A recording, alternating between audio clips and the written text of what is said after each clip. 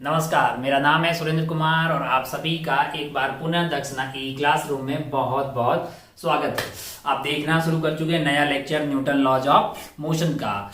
हम last time बातें कर रहे थे कंस्ट्रेंट रिलेशन की, है ना। हमने ये ऑब्जर्व किया था कि कुछ सवालों को सॉल्व करने पे हमें एक इक्वेशन की, एक या दो एक्स्ट्रा इक्वेशन की दरकार होती है और वो इक्वेशन हमें आती है कंस्ट्रेंट रिलेशन से। तीन टाइप के कंस्ट्रेंट हमने पढ़े थे, है ना। पहला टाइप का था अपना स्ट्रिंग कंस्ट्रेंट, उसी का एक स्पेशल केस जो कि था हमारा पुली ब्लॉक, और तीसरा जो हम बातें कर रहे थे लास्ट टाइम वो था वेज कंस्ट्रेंट। ये बातें हम लोग कर चुके थे कंस्ट्रेंट के बारे में। अच्छा भाई साहब, बहुत बढ़िया। जाते जाते शायद हमने एक दो सवाल आपको होमवर्क में दिया था, हाँ वो सवाल भी डिस्कस करना है। उस सवाल से बढ़ने से पहले अपनी छोटी सी बात कर लेते हैं रेफरेंस फ्रेम की। हालांकि आप जानते हैं, हालांकि आपने थोड़ा बहुत पढ़ा भी होगा कहाँ पे, काइनेमेटिक्स में इसके बारे में बात की होगी। क्या? Reference frame. हम जानते हैं, हम क्या जानते हैं कि motion is relative, motion is always relative. Motion क्या है? हमेशा रिलेटिव ही होता है। कोई एब्सोल्यूट पोजीशन या कोई एब्सोल्यूट नाम की कोई चीज होती नहीं है। जैसे अगर बात करें, motion is always relative, motion is always relative. It is property of object and observer both, है ना। अच्छा भाई साहब, बहुत बढ़िया, बहुत सन। अगर अपन एक छोटी सी बात करें, मान लो कि अपने पास एक कार है। क्या है? एक कार है। ओहो, ये इधर की तरफ एक्सेलरेट हो रही है, मान लीजिए 5 मीटर पर सेकेंड स्क्वायर से।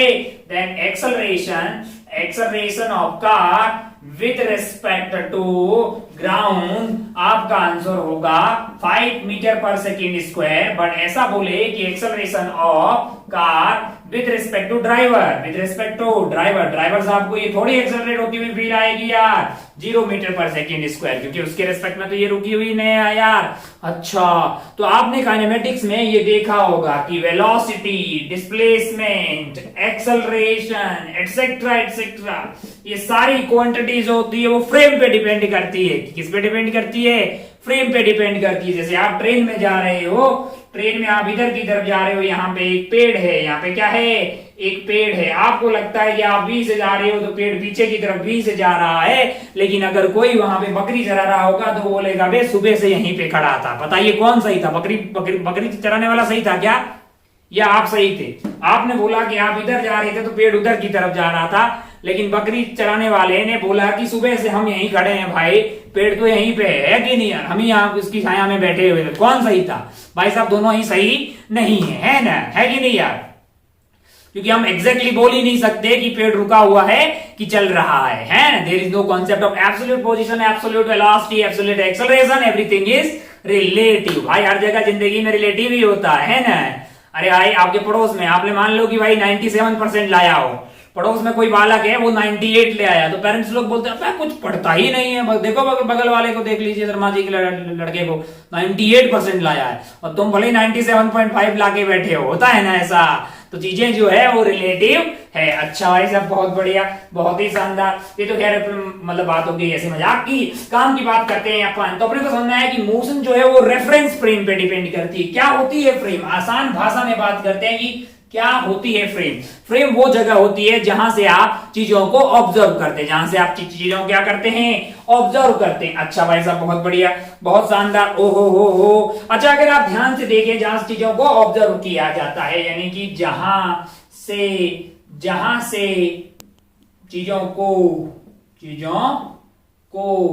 ऑब्जर्व किया जाता है, ऑब्जर्व किया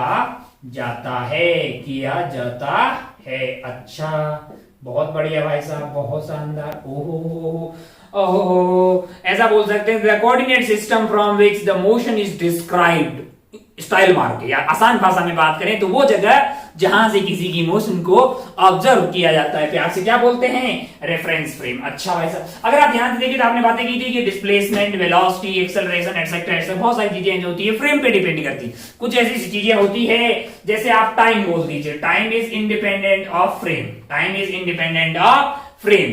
टाइम जो है वो फ्रेम पे डिपेंड नहीं करता। Distance between 2 points, distance between 2 points, दो बिंदुओं के बीच की दूरी, दो बिंदुओं के बीच की दूरी। अच्छा, अगर आप ध्यान से देखें कि एक पेड़ यहां पे है, एक पेड़ यहां पे, और मान लीजिए कि बीच की दूरी d है, तो अगर आप ग्राउंड पे खड़े होकर देखेंगे तो भी वो दूरी डी होगी, भले आप चलती हुई गाड़ी से देखेंगे तो भी वही आपको डी ही होती दिखाई देगी, है ना। तो चोर पुलिस वाले सवालों में ये सब बातें काम आती है कि चोर इतनी स्पीड से जा रहा है, ये उतनी जा रहा है ना, बीच का फासला रहता है, क्या चोर उसको पकड़ पाएगा, चोर नहीं पुलिस वाला क्या चोर को पकड़ पाएगा, है ना, कि अगर नहीं पकड़ पाएगा तो मिनिमम फासला उनके बीच में क्या होगा। तो ऐसी सारी बातें अपन जो है काइनेमेटिक्स में ऐसी खूब सारी बातें की जाती है। यहां तक रेफरेंस फ्रेम आप इतना जानते थे कि भाई साहब जो रेफरेंस फ्रेम होती है कुल मिला के बात ये है कि वो जगह होती है जहां से किसी की मोशन को ऑब्जर्व किया जाता है। कुछ ऐसी क्वांटिटीज होती है जो फ्रेम पे डिपेंड करती है, वो है displacement, velocity, acceleration etcetera etcetera. कुछ ऐसी बातें होती है जो फ्रेम पे डिपेंड नहीं करती, जैसे टाइम या दो बिंदुओं के बीच की दूरी जो फ्रेम पे डिपेंड नहीं करती। अच्छा भाई साहब जब वहां पढ़ लिया है तो यहां क्या बताने वाले हो, मैंने कहा अगर आप ध्यान से देखें जहां पे आप चीजों को ऑब्जर्व कर रहे हैं उस जगह को फ्रेम बोला गया। अब आप ऑब्जर्व दो तरीके से चीजों को कर सकते हो। बोला क्या, तो कोई बहुत बड़ी चीज है ही नहीं, इतना आसान है। मान लीजिए जरा ध्यान से, मान लीजिए कि आप क्या कर रहे हैं कि आप यहां धरातल पे खड़े हैं ना, है कि नहीं यार। अच्छा यहां से किसी को देख रहे हैं, या फिर आप एक ऐसा सीन हो कि आप जो है एक गाड़ी में है, आपके किस में है, एक गाड़ी में है जो कि इधर की तरफ एक्सेलरेट हो रही है, मान लो 2 मीटर पर सेकंड स्क्वायर। आप इसमें से किसी का मोशन देख रहे हैं, है ना। अच्छा भाई साहब बहुत बढ़िया। एक बार में आप रुके हुए हैं, यानी आपकी रफ्तार क्या है, 0। या फिर मैं ऐसा बोलूं कि आप जो है मान लो कि यूनिफॉर्म वेलोसिटी से जा रहे हैं। कौन सी वेलोसिटी से, यूनिफॉर्म वेलोसिटी से जा रहे हैं और आप किसी को ऑब्जर्व कर रहे हैं। और दूसरी बार जो है आप जो है एक्सेलरेट हो रहे हैं और किसी चीज को ऑब्जर्व कर रहे हैं, किसी की मोशन को ऑब्जर्व कर रहे हैं। क्या ये दोनों बातें अलग है?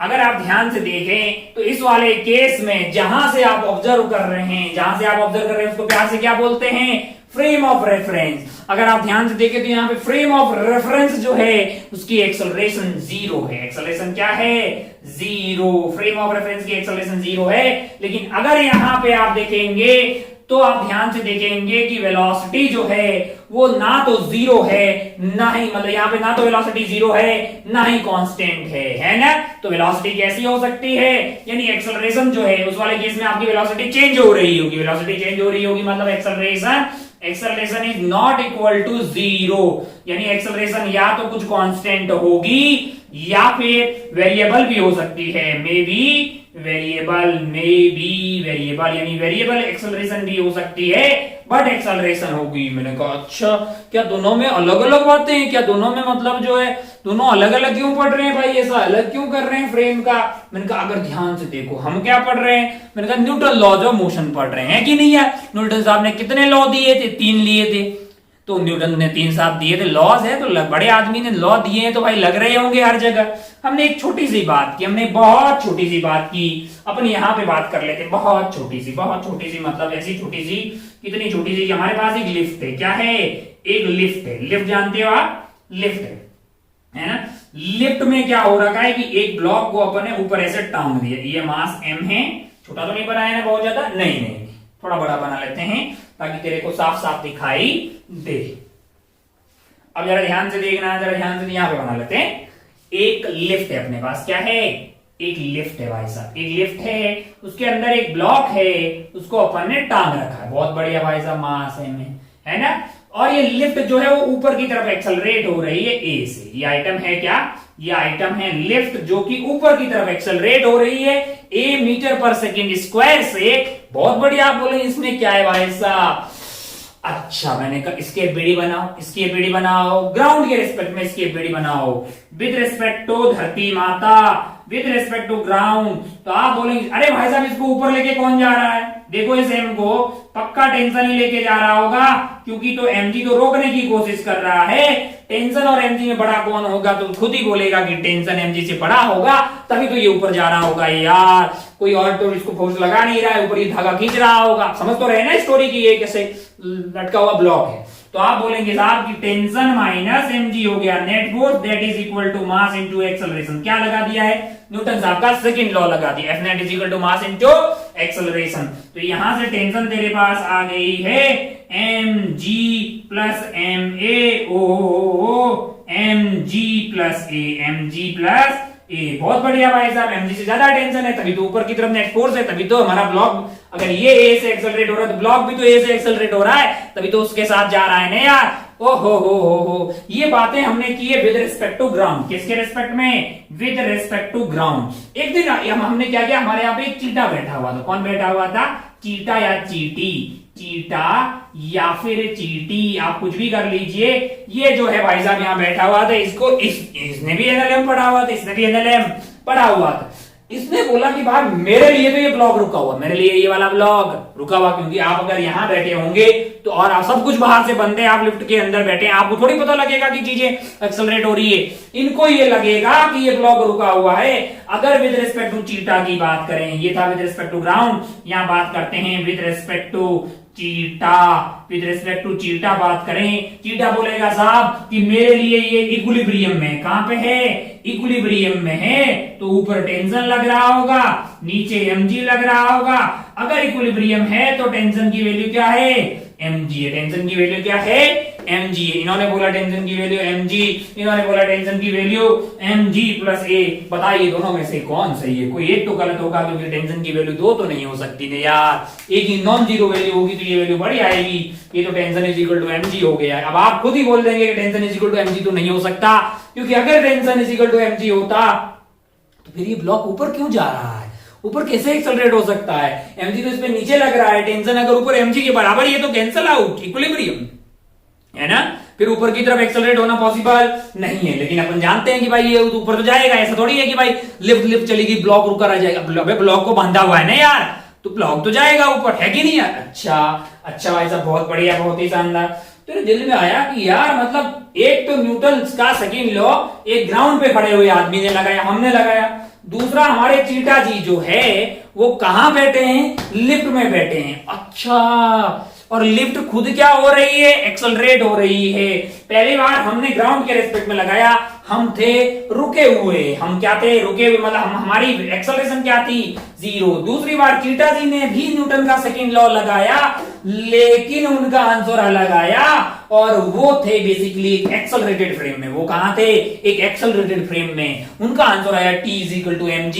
उन्होंने बोला मैंने भी तो न्यूटन का सेकंड लॉ लगाया है, मेरा mg आ रहा है। हमने बोला लाला तुम्हारा mg गलत है, क्योंकि हमारा आंसर तो mg+a आ रहा है। इन्होंने बहुत कोशिश की कि साहब इतने बड़े साइंटिस्ट हैं न्यूटन साहब, उनका लॉ मैंने लगाया है, उनका लॉ मैंने लगाया, मैंने तो कुछ भी गलत नहीं किया, मुझे ऐसा लग रहा है कि ये रुका हुआ है। अगर रुका हुआ तो ऊपर का फोर्स टेंशन, नीचे की mg, T = mg, बातें खत्म यार, है कि नहीं यार? तो इन्होंने मतलब जो है न्यूटन का सेकंड लॉ लगाया, इनको जैसा लगा, जैसा दिखाई दिया वैसे तो लगाया यार, इसमें कोई गलत काम इन्होंने नहीं किया।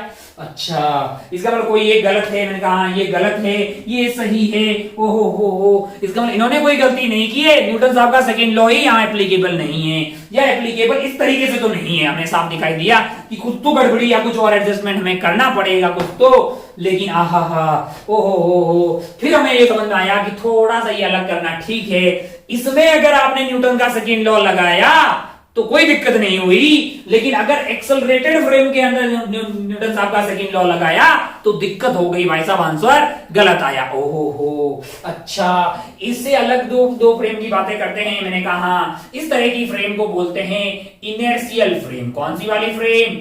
Inertial frame. इनर्शियल फ्रेम बोलते हैं इसको, क्या बोलते हैं? Inertial frame. ऐसी फ्रेम जिसका एक्सेलरेशन 0 हो उसको प्यार से क्या बोलते हैं? Inertial frame. और ऐसी फ्रेम जिसका acceleration not equal to 0, not equal to 0, या तो कुछ कांस्टेंट रहेगा या मे बी वेरिएबल, इसको बोलते हैं नॉन इनर्शियल। कौन सा? Non inertial frame. Non inertial frame. अच्छा, अगर आप ध्यान से देखें तो न्यूटन साहब के लॉज यहां वैलिड होते हैं। इसको प्यार से न्यूटोनियन फ्रेम भी बोला जाता है। क्या बोला जाता है? Inertial oblique Newtonian frame. इसको नॉन न्यूटोनियन फ्रेम बोलते हैं। यहां पे न्यूटन का first law and second law, third law, तीनों लॉ एप्लीकेबल होते हैं। लेकिन यहां अगर बात करेंगे नॉन इनर्शियल की, तो जो फर्स्ट लॉ है और जो सेकंड लॉ है, कौन सा? First law, second law, third law. तो अगर आप ध्यान से देखें तो ये पाते हैं कि फर्स्ट लॉ और सेकंड लॉ डायरेक्टली एप्लीकेबल नहीं होते हैं। थर्ड लॉ में कोई दिक्कत नहीं है, एक्शन रिएक्शन पेयर भले ही आप नॉन इनर्शियल में देखेंगे तो भी आते हुए आपको दिखाई देंगी। अच्छा, ओहो, अच्छा, हमको एक बात समझ में आई कि यार न्यूटन साहब के इतने बड़े लॉ भी कहीं कहीं फेल हो जाते हैं। मैंने कहा हाँ, अच्छा। अगर मान लो कि हम जहां से चीजों को ऑब्जर्व कर रहे हैं उसकी एक्सेलरेशन 0 हो, तब न्यूटन के तीनों लॉ लगाने में कोई दिक्कत नहीं है। लेकिन जहां से अपन चीजों को ऑब्जर्व कर रहे हैं अगर वो एक्सेलरेटेड है तो फिर न्यूटन के फर्स्ट लॉ और सेकंड लॉ में दर्द पैदा हो जाता है, उससे जो आंसर आता है वो गलत हो जाता है। अच्छा, बहुत बढ़िया भाई साहब, बहुत ही शानदार। क्या इसको सही किया जा सकता है, क्या तरीका है, वो तो अपन देखते ही हैं। हमें समझना है कि अच्छा फ्रेम को दो भागों में डिवाइड किया जा सकता है, one is inertial and one is non inertial. Newton साहब के लॉ लगते हैं, इसलिए इसको न्यूटोनियन या फिर कभी कभी गैलीलियन रेफरेंस फ्रेम के नाम से भी, गैलीलियन के नाम से भी जानते हैं इसको, गैलीलियन, या फिर कभी कभी लेबोरेटरी फ्रेम बोलते हैं, लेबोरेटरी फ्रेम ऑफ रेफरेंस। अच्छा, लेबोरेटरी फ्रेम ऑफ रेफरेंस क्यों बोलते हैं? क्या कोई ऐसी जगह हो सकती है जिसका एक्सेलरेशन 0 हो? तो बोलेगा हाँ, बहुत सारी धरती माता ही देख लो, इसका एक्सेलरेशन क्या है? 0। तू सोच के देख, बहुत सोच, अंदर से सोच, बहुत ज्यादा सोच, तू पाएगा कि धरती माता तो घूम रही है यार, वो तो सर्कुलर कर रही है, हम धरती पे खड़े हैं, हम सब एक्सेलरेटेड हैं, हम सब एक्सेलरेटेड हैं। अगर हम ही लोग एक्सेलरेटेड हो गए तो फिर धरती के रेस्पेक्ट में कोई रुका होगा, वो भी तो एक्सेलरेटेड हुआ। ओ, तो क्या टेक्निकली कोई ऐसी फ्रेम हो ही नहीं सकती जिसका एक्सेलरेशन 0? मैंने कहा नहीं, ऐसी कहां हो सकती है? लेबोरेटरी में हो सकती है। अगर ऐसी लेबोरेटरी में हो सकती है, इसको प्यार से क्या बोलते हैं? लेबोरेटरी रेफरेंस फ्रेम, यानी सवालों में हो सकती है, लेबोरेटरी रेफरेंस फ्रेम के नाम से जाना जाता है। अच्छा, तो क्या कोई इनर्शियल फ्रेम होगी जिसका एक्सेलरेशन क्या होगा? 0। अच्छा, ऐसा बहुत बढ़िया, बहुत शानदार। अब ऐसे तो धरती माता भी इनर्शियल फ्रेम नहीं हुई, लेकिन यूजुअली यहां पे एक नोट लिखेंगे, नोट ये लिखेंगे कि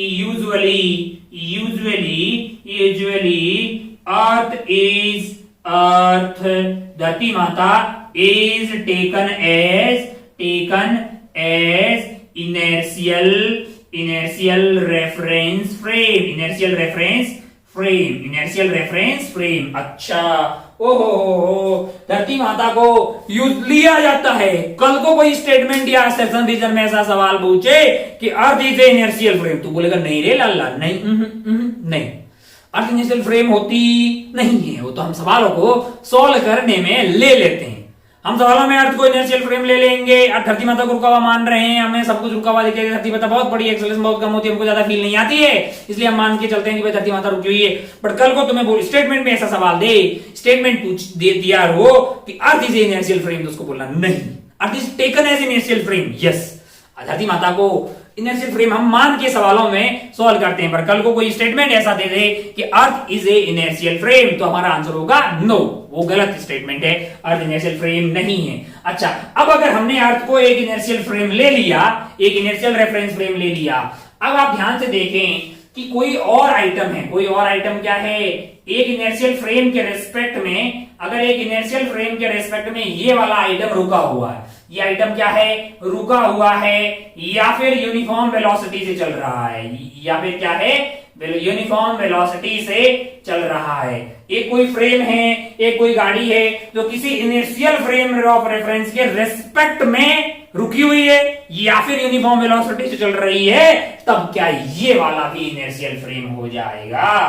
यस, इनर्शियल फ्रेम हो जाएगा। कब हो जाएगा? तब जब एक body is at rest or moving with uniform velocity with respect to another inertial frame, तब ये खुद ही जो है बॉडी है वो क्या हो जाएगी? एक इनर्शियल फ्रेम हो जाएगी। छोटा छोटा आपको आइडिया लगा कि आप फ्रेम को दो भागों में डिवाइड कर सकते हैं, एक वो वाली जिसमें न्यूटन साहब के लॉ आराम से लग जाते हैं, जो कि अभी तक अपन लगाते आए हैं, हम लगाते थे ग्राउंड के रेस्पेक्ट में, और ग्राउंड को by default upon inertial frame मान के चल रहे थे, तो कोई दिक्कत वाली बात नहीं थी। लेकिन अगर न्यूटन साहब के लॉज एक एक्सेलरेटेड फ्रेम में लगाए जाए तो आंसर गलत आता है। लेकिन न्यूटन साहब इतने बड़े आदमी थे, ये नहीं बोल सकते कि न्यूटन साहब के लॉज गलत है ना, अपने में ही कुछ कमियां ढूंढते हैं। कुछ आत्मसात किया गया कि किस तरह से न्यूटन साहब के लॉज, इधर तो कोई दिक्कत ही नहीं है, लेकिन इधर भी लगाए जा सकते हैं, इधर भी लगाए जा सकते हैं। मैंने कहा इधर कैसे लगाओगे भाई? क्या न्यूटन साहब के लॉज जो फर्स्ट एंड सेकंड इधर फेल हो जा रहे थे, क्या वो यहां पे भी लगाए जा सकते हैं? मैंने कहा हाँ। तो कुछ घोटाला करना पड़ता है? मैंने कहा हाँ, कुछ घोटाला करना पड़ता है, कुछ होता नहीं है लेकिन मानना पड़ता है। कुछ मान लिया जाए तो तो चीजें आसान हो जाती है। तो हमारे सामने अब हमारा सवाल है कि किस तरह से नॉन इनर्शियल फ्रेम के अंदर न्यूटन आपके लॉ लगाए जा सकते हैं। How to apply Newton laws of motion in non inertial frame. कौन होती है नॉन इनर्शियल फ्रेम? वो वाली फ्रेम जो एक्सेलरेट हो रही है, वो वाली फ्रेम जो एक्सेलरेट हो रही है उसको प्यार से क्या बोलते हैं? Non inertial frame. किस तरह से न्यूटन साहब के लॉज जो है वो नॉन इनर्शियल फ्रेम में लगाए जा सकते हैं। हमको कंसीडर करना पड़ता है एक एक्स्ट्रा फोर्स, फोगट का मतलब होता नहीं है लेकिन हमको कंसीडर करना पड़ता है, एक फोगट का फोर्स हमको कंसीडर करना पड़ता है। इसलिए फोगट का नाम है तो उसका नाम रहेगा सूडो, क्योंकि डुप्लीकेट है भाई साहब, ऐसा कोई फोर्स रियलिटी में है नहीं, तो उसका नाम क्या होगा? Pseudo force. हमको एक सूडो फोर्स कंसीडर करना पड़ेगा। अच्छा बहुत बढ़िया साहब, बोर्ड साहब साफ हो जाओ यार, काहे इतना भाव खा रहे हो। अच्छा बहुत बढ़िया। आइए हमारा यही वाले लिफ्ट वाले सवाल में आ जाते हैं। यार लिफ्ट वाले सवाल में हमें यहाँ पे ब्लॉक लगा रखा था हमने ग्राउंड के रेस्पेक्ट में। जब बात है कि लिफ्ट ऊपर की तरफ एक्सेलरेट हो रही थी a मीटर पर सेकंड स्क्वायर से, तो हमने बोल दिया था कि इसके ऊपर टेंशन ऊपर लग रही है, नीचे mg लग रहा है। t minus mg is equal to mass into acceleration. t की वैल्यू आ गई mg प्लस a। अच्छा बहुत बढ़िया, बहुत शानदार। हो लेकिन जब चीटा के रेस्पेक्ट में हमने ऐसे बात की तो हमारा t is equal to mg आ गया था, क्योंकि चीटा ने क्या बोला था कि इक्विलिब्रियम है ना। तो हमने बोला कि how to apply Newton's laws in non inertial frame. हमको कंसीडर करना पड़ता है एक सूडो फोर्स। कौन सा वाला फोर्स? एक सूडो फोर्स है ना। It is a force, it is a force, it is a pseudo force है ना। it is a force considered to apply Newton laws of motion in non inertial frame। अच्छा pseudo force है, duplicate force है। मैंने कहा अगर कोई force लगाना है तो हम जानते हैं कि फोर्स में तीन बातें होती है काम की। कौन कौन सी तीन बातें भाई साहब? पहला होता है उसका मैग्नीट्यूड। उसका क्या होता है? मैग्नीट्यूड इंपॉर्टेंट होता है, ये बातें हमने की थी पहले। दूसरा अगर अपन बात करें तो उसका इंपॉर्टेंट है डायरेक्शन। तीसरा अगर बात करें तो वो था पॉइंट ऑफ एप्लीकेशन।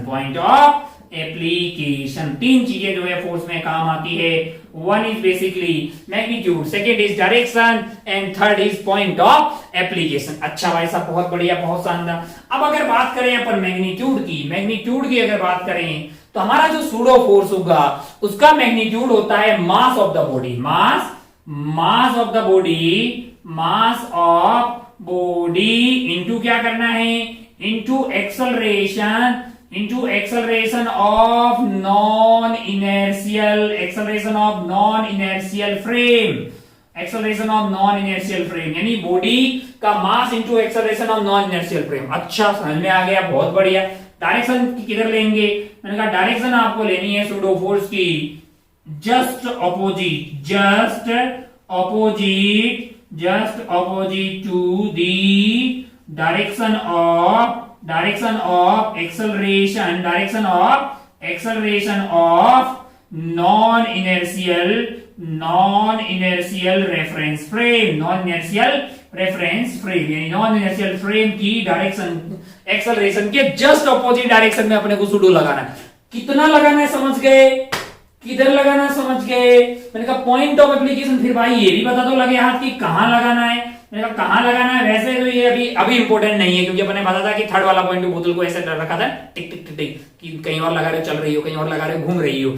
ये बातें ज्यादा तो रोटेशन में काम आती है।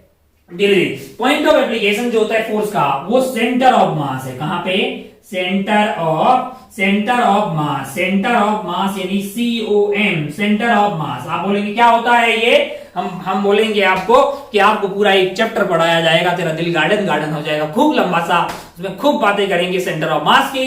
तो ये अपने आप में एक चैप्टर है बॉडी का। सेंटर ऑफ मास मतलब जहां होता है वहां फोर्स लगा। अपन मोटी बात करें अपनी बॉडी की तो सेंटर ऑफ मास मतलब जो है यहाँ के आसपास, नापी के आसपास के एरिया में रहेगा। जैसे अगर आप सिंपल बात करें, रॉड है जिसकी लेंथ L है, यूनिफॉर्म अगर वो रॉड है तो L/2 पे इसका सेंटर ऑफ मास होगा। अगर एक सॉलिड स्फीयर ले लिया यूनिफॉर्म है तो इसके सेंटर पे सेंटर ऑफ मास होगा, है कि नहीं। और अब ज्यादा बातें अपन करने वाले नहीं है क्योंकि अपने आप में एक चैप्टर है, तो अपन बात करेंगे सेंटर ऑफ मास में। अच्छा, बहुत बढ़िया भाई साहब। तो हमारा जो सूडो फोर्स होगा उसका मैग्नीट्यूड होगा mass of the body into acceleration of non inertial frame. उसकी डायरेक्शन होगी just opposite to the direction of acceleration of non inertial frame.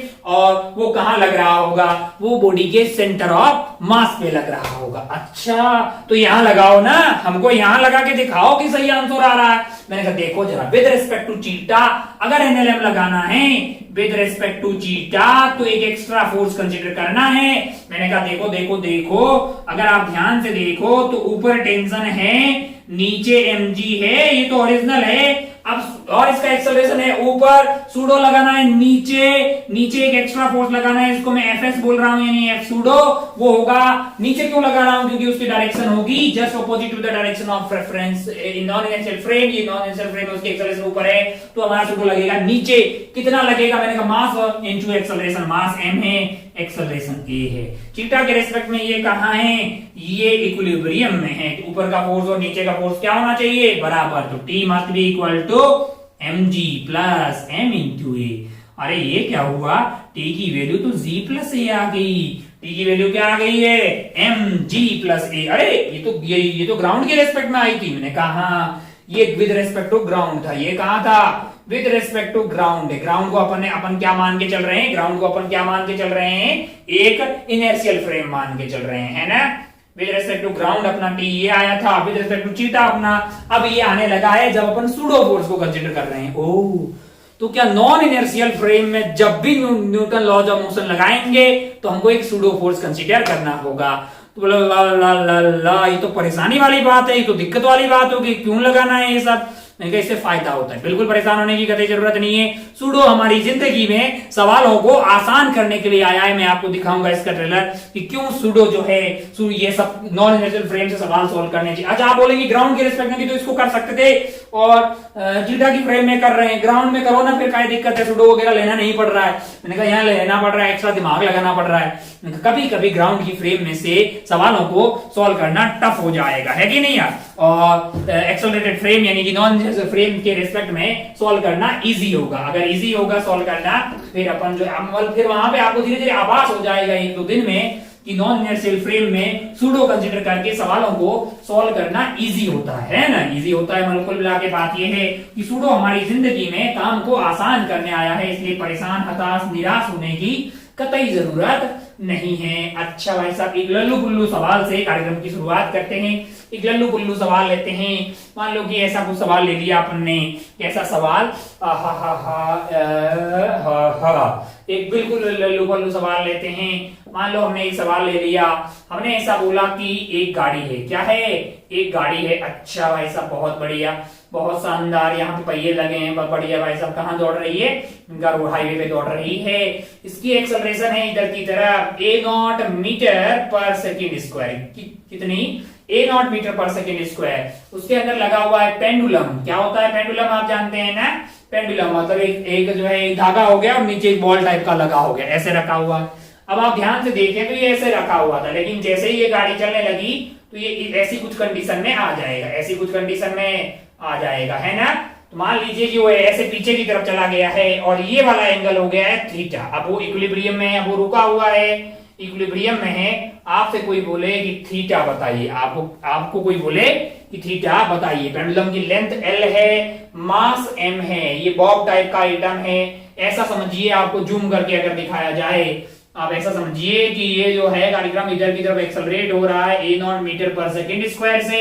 यहाँ पे पेंडुलम ऐसे पड़ा हुआ है, मास m है, लेंथ L है, और ये वर्टिकल से जो एंगल है वो थीटा हो गया है।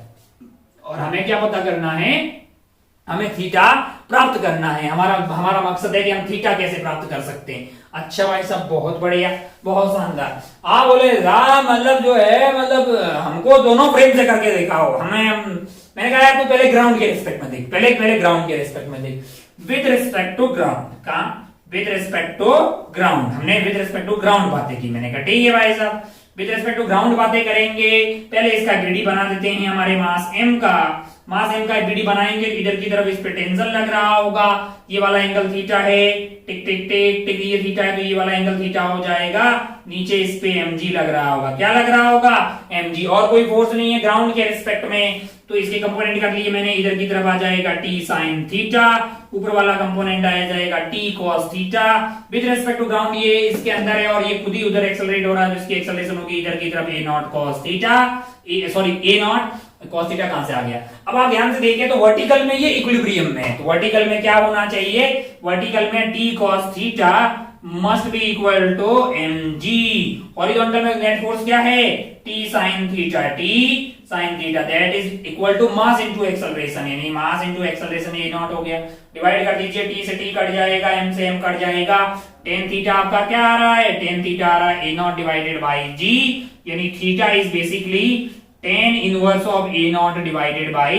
g, थीटा क्या है, tan inverse of a naught by g। अच्छा, क्या इसी बात को अपन चीटा के रिस्पेक्ट में, यहां पे अगर आप चीटा बन के बैठते टिक टिक टिक टिक टिक ऐसे बैठ गए भाई साहब, ये है आपका चीटा, क्या इस चीटा के रिस्पेक्ट में इसको सॉल्व नहीं किया जा सकता, मैंने कहा बिल्कुल किया जा सकता। अब आप ध्यान से देखें चीटा जी को ये पता है कि क्या वो a नॉट से एक्सेलरेट हो रहा है, मैंने कहा नहीं, चीटा कहां पे, मैंने कहा एक नॉन इनर्शियल फ्रेम में, क्यों, क्योंकि ये एक्सेलरेट हो रहा है। अच्छा, अब बनाइए इसका एफबीडी, अब आप एफबीडी बनाएंगे तो आप बोलेंगे साहब इसका मास m है, इधर की तरफ इस पे टेंशन t लग रही है, ये वाला एंगल है इसका थीटा, नीचे इस पे लग रहा होगा mg, और हमको तुरंत याद आया कि भाई साहब नॉन इनर्शियल में बात कर रहे होंगे तो हमको एक और फोर्स कंसीडर करना पड़ेगा, वो है सूडो फोर्स। अच्छा, मैंने कहा कितना लेना है, मैंने कहा मास इनटू एक्सेलरेशन लेना है, किधर लेना है, मैंने कहा इसकी जस्ट अपोजिट डायरेक्शन में, इधर की तरफ ले लिया मैंने भाई साहब, m इंटू ए नॉट, कहां लेना है, मैंने सेंटर ऑफ मास पे लेना, हालांकि ये पॉइंट ऑब्जेक्ट है तो परेशान होने की गति जरूरत नहीं है, ओहो हो, और ये इक्विलिब्रियम में है, थीटा के रिस्पेक्ट में क्या है,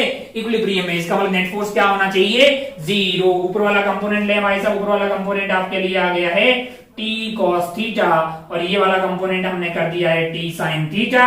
अब अगर ये इक्विलिब्रियम में है, अब अगर ये इक्विलिब्रियम में है तो t sin theta must be equal to m into a naught और t cos theta must be equal to mg, क्योंकि हॉरिजॉन्टल और वर्टिकल दोनों में नेट फोर्स क्या होना चाहिए, जीरो होना चाहिए, है ना। अच्छा भाई साहब, t sin theta is equal to m a naught और t cos theta, t cos theta is equal to mg, तो m ने m की बत्तियां गुल कर दी है, t ने t की, तो आपका आंसर आया है tan theta is equal to a naught by g, theta is equal to tan inverse of a naught by g, tan inverse of a naught by g। अच्छा भाई साहब, बहुत बढ़िया, बहुत शानदार हो। अब अगर आप ध्यान से देखें तो आप बोले यार उतना कोई फायदा नहीं हुआ है, हमको नहीं लग रहा है कि कोई उतना फायदा हो रहा है, कोई मतलब उतना मतलब बहुत बड़ा फायदा हमको होता हुआ दिखाई नहीं दे रहा। दो तीन लाइनें यहाँ पे भी लगाई आपने, दो तीन लाइनें यहाँ लगाई। एक चीज तो आप देखिए, आपको यहाँ पे F इक्वल टू ma लगाना पड़ा, यहाँ कितना आसान है, इक्विलिब्रियम है ना। बोला नहीं यार उतना फायदा वाली फील हमको नहीं आई है। मैंने कहा वो सवाल देख जो होमवर्क में हमने तुम्हें दिए थे, वो सवाल देख, हो सकता है कि वहां पे एक आध इक्वेशन ही कम की जरूरत पड़े, है ना। फिर सर्कुलर वगैरह में धीरे धीरे आगे जाएंगे तो ये और ज्यादा फायदेमंद साबित होता हुआ दिखाई देगा सूडो फोर्स को कंसीडर करना। कब कंसीडर करना है, जब नॉन इनर्शियल फ्रेम के रेस्पेक्ट में न्यूटन साहब का फर्स्ट एंड सेकंड लॉ लगा रहे हो, क्योंकि थर्ड लॉ में वैसे भी कोई दिक्कत नहीं है, action is equal to reaction है। तो अपने को सूडो फोर्स कंसीडर करना है, कितना करना है, किधर करना है और किधर को लगाना है, ये तीनों बातें अपने को समझ में आगे बढ़ते हैं और वो वाला सवाल देखते हैं जो हमने होमवर्क में दिया था आपको। हमने किस में दिया था, होमवर्क में दिया था। उस सवाल का डिस्कशन करते हैं, उसमें लगाते हैं ये सूडो वूडो, क्या पता फायदे का सौदा हो जाए, क्या पता फायदे का सौदा हो जाए। चलिए अब बढ़ते हैं होमवर्क वाले सवाल पे। हाँ, वो क्या था, वो था कि एक ऐसा इंक्लाइन प्लेन है, अच्छा, जिसका इंक्लिनेशन था थीटा, इसके ऊपर एक ब्लॉक हमने रिलीज किया था, ब्लॉक का मास था m1 और इसका मास था m2। और अच्छा, हम मेथड 1 देख चुके थे, एक बार दोबारा देख लेते हैं, कोई बात नहीं, ठीक है भाई साहब। थोड़ी लंबी कैलकुलेशन है तो हम कहीं कांड ना करते, बस कैलकुलेशन सही से करना है अपने को। अच्छा, इसका एक्सेलरेशन अपने मान लिया था a2 इधर की तरफ, क्योंकि होगा ही इधर की तरफ, ये धरातल था, टिक टिक टिक टिक टिक टिक टिक टिक टिक। और इसकी एक्सेलरेशन में अपने को काफी मतलब वो रखा था कि ग्राउंड की रेस्पेक्ट में बताना थोड़ा डिफिकल्ट है, तो हमने इसकी एक्सेलरेशन के दो कंपोनेंट मान लिए थे, एक था a1x और एक है a2y, मतलब a1x एंड a1y, है ना। A1 x स्टाइल में और A1 y इस साइड। फिर हमने क्या किया, अगर मैंने कहा एफबीडी बनाई जी, इसका एफबीडी बनाया तो इस पे लग रहा होगा, इन दोनों के बीच में क्या लग रहा होगा, नॉर्मल लग रहा होगा ऐसे, है ना। इस पे नॉर्मल इधर लग रहा होगा, तो इस पे नॉर्मल कैसे लग रहा होगा, इधर लग रहा होगा। और ये एंगल थीटा है, तो ये वाला एंगल अपने लिए क्या आया था, थीटा आया था, है ना। अच्छा भाई साहब, और इसका अगर एफबीडी बनाए यहाँ पर, ये ऐसे है भाई साहब, M1 टिक टिक टिक टिक टिक टिक टिक, ये वाला एंगल क्या था अपने लिए, थीटा। इस पे नॉर्मल कैसे लगेगा, इसका जस्ट अपोजिट इस पे ऐसे लग रहा होगा, है ना। और ये वाला एंगल अपने लिए क्या था, थीटा, तो ये वाला एंगल क्या हो जाएगा, थीटा। अच्छा भाई साहब, बहुत बढ़िया। और इस पे क्या लग रहा होगा, नीचे की तरफ M1G लग रहा होगा। और कुछ लग रहा होगा क्या इस पे, नहीं। इसका एक्सेलरेशन हमने कैसे माना था, A1x इधर की तरफ, A1y इधर की तरफ, और इसका एक्सेलरेशन जो था वो इधर की तरफ। अच्छा, तो हमारा इंटरेस्ट इसमें क्या होगा, सिर्फ और सिर्फ हॉरिजॉन्टल कंपोनेंट में, है ना, क्योंकि वर्टिकल में तो नॉर्मल बैलेंस कर लेगा सब कुछ। तो n का ये कंपोनेंट नीचे आएगा, n cos थीटा, ऐसा आया n sin थीटा, तो हमने बोल दिया n sin theta is equal to mass into acceleration. n sin theta is equal to mass into acceleration. मास इसका m2 है, एक्सेलरेशन a2 है। ये आ गया पहला इक्वेशन भाई साहब। फिर अपन अगर यहाँ पे गए, यहाँ पे हमने क्या किया, एक्सेलरेशन को हॉरिजॉन्टल एंड वर्टिकल में रखा है, तो फोर्स के कंपोनेंट भी हमें लेने पड़ेंगे। तो नीचे फोर्स हो जाएगा M1G, और ऊपर रोकने वाला क्या हो जाएगा, n cos थीटा। क्या हो जाएगा, n cos theta. Net force हो जाएगा n cos थीटा, माइनस कर लीजिए, दैट इज M1 A1y। ये रिश्ता नंबर 2 आ गया। हॉरिजॉन्टल में अगर बात करें तो फोर्स क्या हो जाएगा, n sin थीटा। फोर्स क्या हो जाएगा, n sin theta, n sin theta. तो हमारे पास वो क्या हो जाएगा, मास into acceleration. Mass into acceleration in horizontal में क्या है, A1x। अब आप ध्यान से देखो तो आपके पास रिश्ते की कितने हैं, 3 है, और वेरिएबल की कितने हैं, 4 है। 1 2 3 और नॉर्मल 4 वेरिएबल है, 3 इक्वेशन होगी। तो हमें एक और इक्वेशन की दरकार है, हमें एक और इक्वेशन बनाने की जरूरत है। अच्छा भाई साहब, कैसे बना सकते हैं एक और इक्वेशन, उसके लिए हमने बात की थी कंस्ट्रेंट की। किसकी जरूरत पड़ेगी, हमें कंस्ट्रेंट की जरूरत पड़ेगी। अच्छा भाई साहब, बहुत बढ़िया, बहुत शानदार। और कंस्ट्रेंट वो होगा क्या, अब आप ध्यान से देखें तो ये एंगल है अपने पास थीटा, और ये वाली अपनी होगी कॉन्टेक्ट सरफेस, है ना। इस पे अपन परपेंडिकुलर डाल देते थे। अपन जानते थे कि A1 perpendicular must be equal to A2 perpendicular. कौन सा वाला कंस्ट्रेंट यहाँ पे यूज कर रहे हैं, वेज कंस्ट्रेंट यूज कर रहे हैं। अच्छा, और हम क्या करते थे, मैंने कहा एक्सेलरेशन शो कर देते थे। A2 आपका किस डायरेक्शन में है, इस डायरेक्शन में। ये वाला एंगल थीटा, तो ये वाला एंगल क्या हो जाएगा, थीटा। अच्छा, और A1x कैसा है, A1x आपका ऐसा है, और A1y कैसा है, ऐसा है ना। ये एंगल थीटा, तो ये वाला एंगल क्या हो गया है, थीटा। ये थीटा, तो 90 माइनस थीटा, तो ये वाला एंगल थीटा। तो ब्लू वाले का इधर की तरफ कंपोनेंट क्या हो जाएगा, A2 sin theta, A2 sin theta, that must be equal to A1y cos theta, और ये इधर वाला कंपोनेंट क्या हो जाएगा, A1x sin theta. A1x sin theta, ये कौन सा वाला कंपोनेंट, इस डैश वाली लाइन, यानी कि नॉर्मल के लॉन्ग वाले कंपोनेंट है। ये इक्वल होने चाहिए, क्योंकि अपन लगा रहे हैं वेज कंस्ट्रेंट, और वो लगना चाहिए। तो हमारे पास इक्वेशन कितनी आ गई थी, 4 इक्वेशन, 4 वेरिएबल। तो इसको सॉल्व किया जा सकता था। ये मेथड 1 था, है ना। मेथड सेकंड में आपसे मैंने बोला था कि आप एक्सेलरेशन को ऐसा भी मान सकते हैं, कैसा, सेकंड मेथड से भी कर सकते हैं अपन। सेकंड मेथड में क्या करेंगे कि अपन इसकी एक्सेलरेशन को कंपोनेंट जो है इधर A1x एंड A1y के बजाय along the inclined plane and perpendicular to the inclined plane मान लिया। मैंने बोल दिया कि A1 टेंजेंशियल, A1 नॉर्मल। तो फिर जब इसके फोर्स के कंपोनेंट करेंगे उसको along the inclined plane and perpendicular to the inclined plane करेंगे, है ना। तो उसको भी सॉल्व किया जा सकता है, वो भी इतना ही लंबा होगा, मतलब 4 इक्वेशन आपको बनानी पड़ेगी। फोर्स, बस इसके फोर्स के कंपोनेंट इस बार हमने हॉरिजॉन्टल और वर्टिकल किए हैं। इस वाले केस में हमें फोर्स के कंपोनेंट कैसे करने पड़ेंगे, along the incline and perpendicular to the incline plane. कितने इक्वेशन हुई, 4। इसमें भी कितने इक्वेशन आएगी, 4। क्यों, क्योंकि A1t, A1n नॉर्मल और A2 जो है वो 4 इक्वेशन हो जाएगी। अच्छा, तो कोई और इससे सस्ता तरीका है, मैंने कहा अभी सीख के आए हैं अपन सूडो फोर्स का कॉन्सेप्ट, उसको यूज करके क्या इसको थोड़ा सा सस्ते तरीके से किया जा सकता है। मैंने कहा हाँ, थोड़ा सा इसको सस्ते तरीके से किया जा सकता है। कैसे उसको थोड़ा सा सस्ता किया जा सकता है, ये देखते हैं। मेथड नंबर 2 आपको समझ में आ गया। मेथड 2 में आपको एक्सेलरेशन को ऐसे कंपोनेंट ले लेंगे। हम बात कर रहे हैं मेथड नंबर 3 की। मेथड नंबर 3, मेथड नंबर 3 में क्या हो रहा है कि मैं ना चीटा बन के M2 के ऊपर बैठ जा रहा हूं। कहां बैठ जा रहा हूं? M2 के ऊपर बैठ जा रहा हूं। अच्छा भाई साहब, अच्छा, बहुत बढ़िया, बहुत शानदार। इसकी एक्सेलरेशन तो ऐसे ही रहेगी, मैं चीटा बन के इसके ऊपर बैठ गया। अब मेरे रेस्पेक्ट में जो M1 है उसकी एक्सेलरेशन किधर रहेगी? M1 की एक्सेलरेशन मेरे रेस्पेक्ट में, मेरे को नहीं पता कि मैं आगे जा रहा हूं, मुझे बस ये दिखाई देगा कि मेरे रेस्पेक्ट में ये भाई साहब इधर जा रहे हैं, यानी acceleration of 1 with respect to 2 वो ऐसे होगी भाई साहब। और मेरी खुद की एक्सेलरेशन कैसी है? A2 ऐसी। अच्छा, बहुत बढ़िया, बहुत शानदार। अब हम यहाँ पे इसका एपीडी बना लिया, इसका एपीडी बना लिया, एपीडी में कोई परिवर्तन होने वाला नहीं है। अच्छा, इसके लिए लिखेंगे तो अपन बिल्कुल लिख देंगे कि n sin theta is equal to M2 A2 है ना। इसका एक्सेलरेशन तो इधर ही रहेगा A2। अच्छा, बहुत बढ़िया, बहुत शानदार, ये इक्वेशन नंबर 1 आ गई। अब आप चीटा बन के देख रहे होंगे तो यहाँ एनएलएम लगाने के लिए एक और फोर्स भी तो कंसीडर करना पड़ेगा। वो सूडो फोर्स इधर की तरफ होगा कि किधर की तरफ होगा? इधर की तरफ। जस्ट जो है इसकी एक्सेलरेशन की ऑपोजिट डायरेक्शन में क्या हो जाएगा? वो M1 A2 क्या हो जाएगा? मास इसका M1 है और एक्सेलरेशन हमारे फ्रेम की यानी नॉन नेचुरल फ्रेम जहां से चीजों को ऑब्जर्व कर रहे हैं वो है A2। तो फोर्स लग जाएगा आपके पास M1 इंटू A2 किधर की तरफ? इधर की तरफ। अच्छा भाई सब, बहुत बढ़िया, बहुत शानदार। ये एंगल थीटा, तो ये वाला एंगल क्या हो गया है? थीटा, है ना। अब आप ध्यान से देखें, अब अगर आप ध्यान से देखें तो यहां पे तो अपना सब कुछ हो गया। अब अपन ध्यान से देखें तो ये वाले भाई साहब को क्या लगेगा कि ये वाला नीचे जा रहा है, ये वाला अलोंग द इंक्लाइन प्लेन ऐसे नीचे की तरफ जा रहा है, यानी इस डायरेक्शन में इक्विलिब्रियम है, इस डायरेक्शन में क्या है? इक्विलिब्रियम। और इस डायरेक्शन में नीचे जा रहा है, यानी क्या लगाएंगे अपन? F is equal to ma।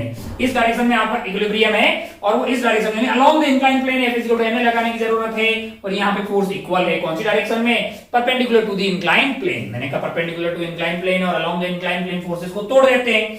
अब आप ध्यान से देखिए फोर्स के कंपोनेंट जो हमें लेने होंगे वो ये हो जाएगा, एक तो M1g cos थीटा, इधर क्या आ जाएगा? M1g sin थीटा, m है ना, तो M1g का अकेला खत्म हो गया है। उसी तरह से M1A2 का करना पड़ेगा। M1A2 का किधर एयर वाला कंपोनेंट क्या हो जाएगा? M1A2 cos थीटा, और इधर वाला कंपोनेंट क्या हो जाएगा? M1A2 sin theta. अच्छा, ये डायरेक्शन में नेट फोर्स 0 है, इसका मतलब क्या है? इसका मतलब है M1g cos theta, M1g cos theta must be equal to M1A2 sin theta plus normal, है ना। उधर की तरफ फोर्स क्या लग रहा है? नॉर्मल। और M1A2 sin theta that must be equal to M1g cos theta, यानी कि ये हुआ रिश्ता नंबर 2 जो कि यहां से आया। और इस डायरेक्शन में अगर फोर्स की बात करें तो फोर्स आ रहा है हमारे लिए M1g sin theta, M1g sin theta plus M1A2 cos theta is equal to mass into acceleration. Mass है इसका M1 और एक्सेलरेशन है acceleration of 1 with respect to 2। इसके रिस्पेक्ट में एक्सेलरेशन क्या है? Acceleration of 1 with respect to 2। अब आप ध्यान से देखें कितने इक्वेशन है? 3। कितने वेरिएबल है? आप ध्यान से देखें तो आपको एक वेरिएबल दिखाई देगा नॉर्मल, दूसरा वेरिएबल दिखाई देगा A2 और तीसरा वेरिएबल दिखाई देगा acceleration of 1 with respect to 2। यानी अगर आप ध्यान से देखें तो आप पाएंगे 3 वेरिएबल, 3 इक्वेशन, कोई कंस्ट्रेंट की जरूरत नहीं है। No need of constraint equation, no need of constraint equation. फायदे का सौदा हुआ भाई साहब। पिछली बार आपको 4 इक्वेशन लिखनी पड़ रही थी, इस बार आपका कार्यक्रम 3 इक्वेशन में ही सलट गया है, कोई कंस्ट्रेंट लिखने की जरूरत नहीं है। एक फायदे का सौदा आपको जो है रिलेटिव से सवाल को सॉल्व करने से हुआ। अच्छा भाई साहब, बहुत बढ़िया, बहुत शानदार। हालांकि ये सवाल काफी इंपोर्टेंट है, इसलिए मास्टर इसमें ध्यान दे रहा है और मास्टर आपको इसके साथ साथ एक चीज और बता रहा है, वो ये एक नोट बना के कुछ बातें यहाँ पे लिखवाना चाह रहा है मास्टर की। कुछ बातें आपको याद होनी चाहिए, जैसे ये A2 कितना आएगा ना इन इक्वेशन को सॉल्व करके, वो आपको याद होना चाहिए, जैसा कि मुझे याद है। तो हालांकि वो 3-4 इक्वेशन को सॉल्व करके लाया जा सकता है, कई सवालों में उसको डायरेक्ट अपन यूज करेंगे। पिछले वाले सवाल में 4 इक्वेशन बनी थी, इसमें 3 बनी थी। आप पिछले वाले मेथड में तो आप इनको सॉल्व कर सकते हैं, क्योंकि 3 वेरिएबल 3 इक्वेशन, 4 वेरिएबल 4 इक्वेशन। इसको जब सॉल्व करेंगे यानी कि आपको जो A2 प्राप्त होगा, ये नोट बना के लिख लें भाई साहब। वो A2 की वैल्यू आपको थोड़ी रिमेंबर करनी है। A2 की वैल्यू हो जाएगी M1g sin theta cos theta divided by M2 plus M1 sin square theta, M1 sin square theta. अब बोलेंगे मास्टर ऐसा क्यों लिखा रहा है, क्योंकि इसमें क्या होगा कि अगर ये ध्यान रहेगा ना तो सवाल बहुत ही फास्ट हो जाएंगे। a2 is equal to m1g sine theta cos theta divided by m2 plus m1 sine square theta. अच्छा, अब अगर आप पुराना मेथड देखो ना, जिसमें अपन ने क्या किया था, इसकी एक्सेलरेशन को a1x बोला था और इसको a1y बोला था। एक मिनट, एक सेंटर ऑफ मास नाम का फोर्स एक चैप्टर होता है, वहां पे अगर एफ नेट 0 हो तो कुछ बातें करेंगे अपन, है ना। हॉरिजॉन्टल डायरेक्शन में कोई एक्सटर्नल फोर्स नहीं है, m1 a1 must be equal to m2। एक मिनट, पढ़ाया नहीं मैंने, जब पढ़ोगे तो आप ये जान जाओगे कि यार m2 a2 must be equal to directly m1 a1x must be equal to m1 a1x। एक मिनट, अभी पढ़ाया नहीं है, ऐसी नॉलेज के लिए बता रहा हूं, लिख ले अगर लिखना चाहे तो। वैसे धीरे धीरे ये क्या लिखा हुआ ये समझ में आ जाएगा। तो मुझे अगर a1x चाहिए होगा और a2 तो मेरे को याद ही है, उसको यहां डाल दूंगा, a1x बड़ी आसानी से मिल जाएगा। कैसे मिल जाएगा कि इसको m2 से मल्टीप्लाई करो, डिवाइड बाई m1 कर दो, तो m1 कट गया, आंसर क्या आ जाएगा m2 g sine theta cos theta divided by m2 divided by m2 plus m1 sine square theta divided by m2 plus m1 sine square theta. अच्छा भाई साहब, बहुत बढ़िया, बहुत शानदार। और अगर आप ध्यान से देखें ना तो इसका नॉर्मल जो सॉल्व करके आता है, नॉर्मल भी बताते हैं, नॉर्मल साइड आता है m1 m2 g cos theta divided by m2 plus m1 sine square theta. अब अगर आप ध्यान से देखें, वैसे अगर ये वाला फिक्स्ड होता, अगर ये नीचे वाला फिक्स होता, ये वाला फिक्स्ड होता और ये ऐसे आ रहा होता तो नॉर्मल की वैल्यू होती m1g cos थीटा। क्या होती? m1g cos theta. लेकिन अभी क्या आ रही? m1 m2g cos थीटा, और ये थोड़ा थोड़ा इधर की तरफ शिफ्ट हो रहा होगा, तो वो जब ये फिक्स्ड होता ना, अभी फिक्स नहीं है, अब अगर इसको फिक्स्ड कर दें, अब इसको फिक्स्ड कर दे तो ये मूव नहीं करेगा, तो इसके ऊपर जो नॉर्मल लग रही होगी वो क्या होगी? इसके ऊपर दो फोर्स लगेंगे, mg के कंपोनेंट कर दो, m1g sin थीटा और m1g cos थीटा। तो नॉर्मल जो है m1g cos थीटा के बराबर लगेगी उधर। तो ये जो वैल्यू आ रही है नॉर्मल की, ये m1g cos थीटा से कम होती है, यानी m1g cos थीटा से कम होती। अगर ये फिक्स होता तब नॉर्मल ज्यादा लगती, क्योंकि तब ये इसको धक्का देने की कोशिश कर रहा है, अभी क्या आगे चल रहा है तो कम धक्का लगा रहा है, और है ना, तो नॉर्मल वाला जो वैल्यू है वो m1g cos थीटा से कम होती है। हालांकि अगर आप ध्यान से देखें तो आप ये पाएंगे कि बेसिकली कुछ और बातें भी कर सकता हूं मैं, मतलब खूब सारी बातें इस सवाल पे की जा सकती। काफी अच्छा सवाल है, धीरे धीरे करेंगे ही सही अपन। इसकी एक्सेलरेशन 1 विद रेस्पेक्ट टू 2 है और इसकी एक्सेलरेशन 2 है। इसकी एक्सेलरेशन क्या है? तो अगर आप ध्यान से देखो ना, तो इसकी एक्सेलरेशन हमको जैसे 1 वाले की नेट एक्सेलरेशन ग्राउंड के रेस्पेक्ट में चाहिए होगी, तो हम क्या करेंगे, इसकी एक्सेलरेशन हमें पता है, acceleration of 1 with respect to 2, इसमें क्या कर देंगे, एक्सेलरेशन ऑफ 2 ऐड कर देंगे, है ना, तो अपने को एक्सेलरेशन ऑफ 1 मिल जाएगी। क्यों? क्योंकि एक्सेलरेशन ऑफ 1 में 2 कर देंगे, इसका मतलब क्या हुआ है, ये तो acceleration of 1 minus acceleration of 2 plus acceleration of 2 add करोगे तो क्या होगा बे, एक्सेलरेशन ऑफ 1 ही तो आएगी, तो हमें वही तो चाहिए। अब आप ध्यान से देखो तो ये थी इस डायरेक्शन में, ये ऐसे आ रहा था, कैसे, थीटा पे, और इसमें अगर आप a2 ऐड कर देंगे, यानी ये वाले को शिफ्ट करके यहाँ पे ले आइए, a2 को यहाँ पे रख दिया आपने, तो अब अगर आप ध्यान से देखें, अब अगर आप ध्यान से देखें तो आप ये पाएंगे कि अब जो है आपका जो रिजल्टेंट आ रहा है, रिजल्टेंट जो एक्सेलरेशन आ रही है ना, वो कैसी होगी, टिक टिक टिक टिक, मतलब जो रिजल्टेंट आपको प्राप्त होता हुआ दिखाई देगा वो आपका a1 ऐसा आता हुआ दिखाई देगा, है ना, ऐसा कुछ आता हुआ दिखाई देगा। अच्छा भाई साहब, ये a1 जो है ग्राउंड के रेस्पेक्ट में होगा, ऐसा, है ना, हालांकि वो ऐसा आने वाला था, और रियलिटी में आ कैसा रहा होगा, ऐसा, यानी ये थीटा ए वाला एंगल थीटा डैश है, तो थीटा डैश जो है वो थीटा डैश जो है वो थीटा से बड़ा है ना, ऐसे ही टाइम पास के लिए ऑब्जर्वेशन बता रहे हैं। थीटा डैश जो है रियलिटी में वो आपको यहां बैठे हुए थीटा को लग रहा होगा कि ऐसे जा रहा है नीचे, लेकिन ग्राउंड के रेस्पेक्ट में वो ऐसे जा रहा है ना। अच्छा, अगर आप ध्यान से देखो ना, अगर ये फिक्स्ड हो, अगर आप ये फिक्स्ड हो, अगर आप 13 के छात्र, अगर आप 13 के छात्र हैं, 11 के हैं तो बिल्कुल 13 के छात्र हैं, ये फिक्स होता, ये भाई साहब को यहां से रिलीज करते, यहां तक आते, वर्क डन बाय नॉर्मल बताओ, वर्क डन बाय नॉर्मल बताओ, तुम बोलते 0, क्यों? क्योंकि नॉर्मल हमेशा लग रही होती ऐसे, और इसका डिस्प्लेसमेंट हो रहा होगा ऐसे, बीच का एंगल होता 90, आंसर आता 0, आता कि नहीं आता? लेकिन भाई साहब इस वाले केस में 90 नहीं होगा। रियलिटी में अगर ये अगर ध्यान से पहले नॉर्मल ऐसा होता, लेकिन आजकल जो नॉर्मल लग रहा है उससे इसका जो एंगल बन रहा है वो अल्फा बन रहा होगा, और अल्फा जो है वो 90 डिग्री से ज्यादा है, यानी ऑब्ट्यूज एंगल है। कैसा एंगल है? ऑब्ट्यूज एंगल है। तो work done by normal, work done by normal की अगर मैं बात करूं, work done by normal force, work done by normal force क्या होगा? जीरो नहीं होगा। कैसा होगा? नेगेटिव होगा। जीरो नहीं होगा, जीरो नहीं होगा। ऑब्ट्यूज एंगल है तो नेगेटिव। 1 मिनट अगर आप 11वीं के छात्र हैं तो ये जो भी लिखा है इसको इग्नोर मार सकते हैं, इसको ध्यान रखना जरूरी है। ये अपने आप मिल जाएगा। कहां से मिलेगा? M1 A1 M2 A2। Horizontal में कोई एक्सटर्नल फोर्स नहीं लग रहा। वर्क की बातें भी थोड़ी थोड़ी अपने काफी थोड़ी फील आ गई। अच्छा सवाल था, मतलब फायदे किस होता है ये हुआ कि अगर आप इसको रिलेटिव यूज करते तो आप 3 इक्वेशन से सोल्व कर सकते हैं। बाकी ये ध्यान रहे तो बहुत बढ़िया। A2 M1 G sin theta cos theta divided by M2 plus M1 sin square theta.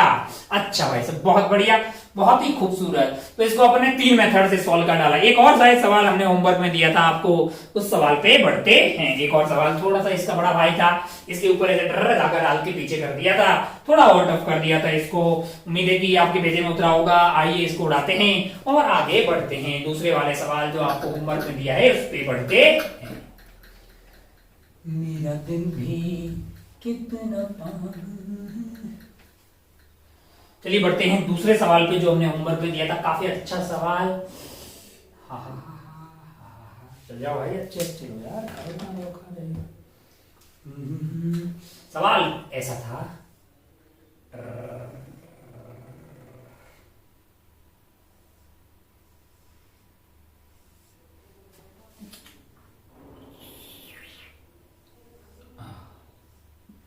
इसका मास M2 धरातल पे रखा हुआ है,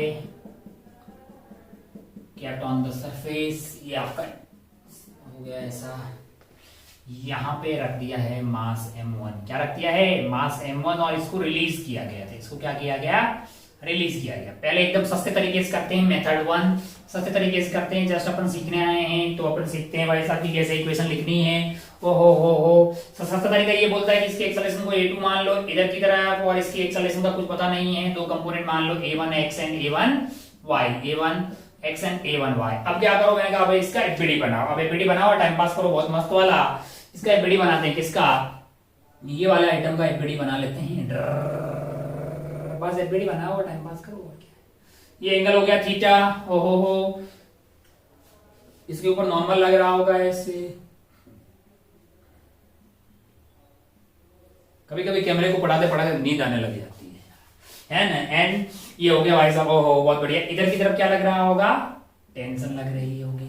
इधर क्या लग रहा होगा? टेंशन लग रही होगी। और कुछ लग रहा है क्या? नहीं। ये वाला एंगल क्या होगा? थीटा। ओहो नीचे से एक जो है ग्राउंड, इसका ये M2 है ना, तो नीचे इस पे बुलाया जा रहा होगा M2G से। कैसे? M2G से। तो नॉर्मल ऊपर लग रही होगी, normal due to ground, normal on M2 due to ground.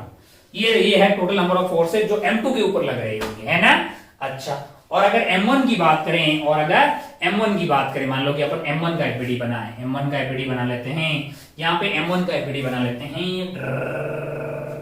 M1 अपना जो है वो ऐसा है। कैसा है? ऐसा है। एफबीडी बनाना है अपने को अच्छे से। टिक टिक टिक टिक टिक टिक टिक टिक टिक टिक टिक। ये एंगल है थीटा। ओ हो ऊपर लग रही होगी इस पे टेंशन। क्या लग रही होगी? टेंशन लग रही होगी। बहुत बढ़िया भाई साहब, बहुत ही शानदार। ओ हो टेंशन जो है यहाँ से थीटा एंगल पे लग रही होगी। नीचे इस पे क्या लग रहा है? नीचे लग रहा है M1G। ओ हो। और इधर अगर आप ध्यान से देखें तो ये यहाँ से थीटा पे नीचे लग रहा था नॉर्मल, तो इस पे जो है इधर की तरफ नॉर्मल लग रहा होगा। ये वाला एंगल होगा थीटा।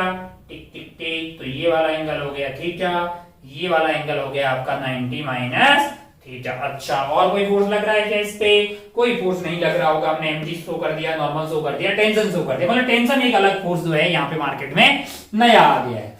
अब अगर आप ध्यान से देखें तो हमारे पास जो वेरिएबल है वो 1 2 3 4 5 वेरिएबल। तो कितनी इक्वेशन की जरूरत पड़ेगी? मिनिमम 5 इक्वेशन की जरूरत पड़ेगी। तो आइए खेला शुरू करते हैं। कहां से शुरू करें? इनसे शुरू कर लेते हैं। इनकी एक्सेलरेशन है इधर की तरफ A2, इनकी एक्सेलरेशन इधर की तरफ क्या है? A2। एक मिनट परेशान ना हो, फ्री बॉडी डायग्राम बना आराम से, फ्री बॉडी डायग्राम बना मस्त मस्त तरीके से, शुरू हो जा भाई साहब मस्त तरीके से। अब उधर की तरफ तो हॉरिजॉन्टल में इंटरेस्टेड है, वर्टिकल में कोई एक्सेलरेशन है भी नहीं, तो हॉरिजॉन्टल में अगर इंटरेस्टेड हैं इसलिए ये कोई काम का नहीं अपने। हॉरिजॉन्टल में अगर बात करें तो इधर की तरफ आएगा आपके पास t, और ये जो tn है उसका एक कंपोनेंट नीचे आएगा n cos थीटा, और एक कंपोनेंट हॉरिजॉन्टल आएगा n sin थीटा। तो हमको लग रहा है कि t उधर खींच रहा है और n sin थीटा भी खींच रहा है, मैं धक्का दे रहा है। t plus n sin theta left में फोर्स हो गया है, ओ और एक t इस वाले t का उधर कंपोनेंट आएगा यानी कि minus of t cos theta. ये कौन सा t है, ये वाला है। n का इधर वाला कंपोनेंट क्या हुआ, n sin theta, n cos theta ऐसा हो जाएगा, n sin थीटा उधर हो गया minus of t cos theta, that must be equal to m2 a2, that must be equal to m2 a2। ये आ गया अपना रिश्ता नंबर 1। 4 और रिश्तों की दरकार है हमको।